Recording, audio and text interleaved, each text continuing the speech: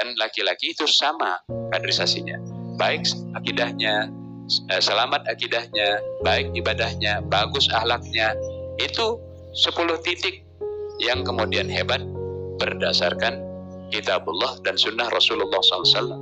Kita mau lakukan karakter building, belajar ke barat-baratan, parenting ke barat-baratan, inflasi negara ini. Penegak hukum kemudian melakukan kebohongan-kebohongan di negara ini. Maka kemudian kita perlu belajar kembali kepada kitabullah yang bisa membuat orang itu menjadi hebat secara personal dan rumah tangganya menjadi, nanti disebutkan sih, menjadi mercusuar. Cuman kan kemudian di kalangan kita, orang sering kemudian hanya semata-mata dinilai dari sesuatu yang nampak. Karena hartanya dan sebagainya. Maka di fondasi ini dijelaskan, kalau karena hartanya mungkin dia bisa berharta ketika berkeluarga, tapi hartanya tidak bisa membuat gelombang. Hartanya mungkin tidak bisa di jalan-jalan, umroh dan sebagainya, haji, tapi dia tidak bisa membuat gelombang. Ini bahasa sini. Tidak bisa membuat gelombang, anaknya tidak bisa menggelombang, cucunya tidak bisa membuat gelombang. Kita kan membahas kemarin tentang anak yang kemudian belajar Quran, tapi Qurannya harus menghasilkan gelombang setelah dihafal Quran. Bukan hanya merdu suaranya, menghasilkan gelombang. Turhibuna adu'allah wa adu'allah, membuat gentar musuh Allah dan musuh kalian. Jangan hanya kemudian mengatakan baik, enak ya suaranya, bacaan Qurannya. Musuh Allah enggak, dia enggak ada apa-apanya. Tapi kalau belajar menjadi dai yang benar, dia harus menghasilkan gelombang, membuat gentar, bukan nakut-nakuti dengan kata-kata yang pedas. Apalagi zaman sekarang ini bisa dijebak di dalam ujaran kebencian, bisa ditangkap tuh. Maka sekarang kita sedang memperjuangkan KUHP, RUU KUHP. Kita sering disibukkan dengan berita medsos dan sebagainya. Ini kereta itu sedang berjalan di belakang kita tuh. Dek, dek, dek, dek, dek, dek. Kalau umat ini lupa, tidak mau belajar, maka kemudian nanti di RUU KUHP, karena KUHP kita dibuat di zaman Belanda, belum ada perubahan.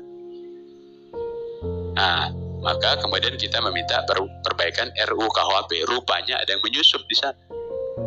Maka nanti salah satu poinnya itu adalah orang yang menikah siri itu bisa dihukum 3 bulan, dipermalukan.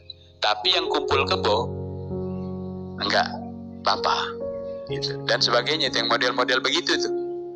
Kalau perzinahan itu biasanya, kalau ada perzinahan dan itu di masyarakat itu kan yang melaporkan masyarakat, digerebek, RT RW-nya turun. Karena kalau RT RW-nya nggak turun, nanti dia mengawi-ngawi azab, dia terlibat kecipratan azab itu.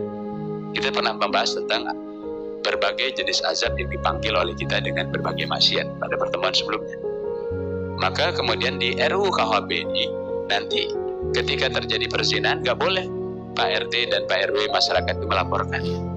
Yang boleh melaporkan itu ayahnya, pasangannya, anaknya yang sudah dewasa. Kalau di bawah 17 tahun, tidak dianggap. Coba tanyakan pada diri kita sendiri, siapa ayah yang akan berani melaporkan perselingkuhan anaknya?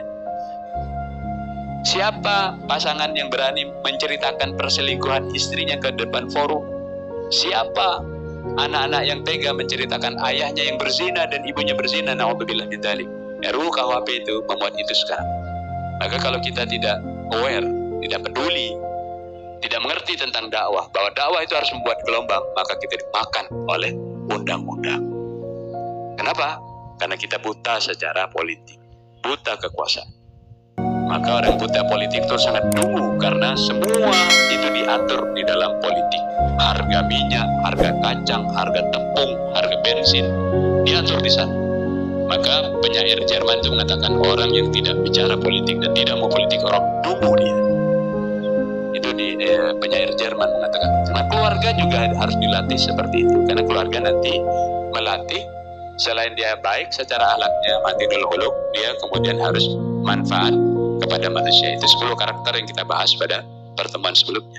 Dia harus ada manfaatnya.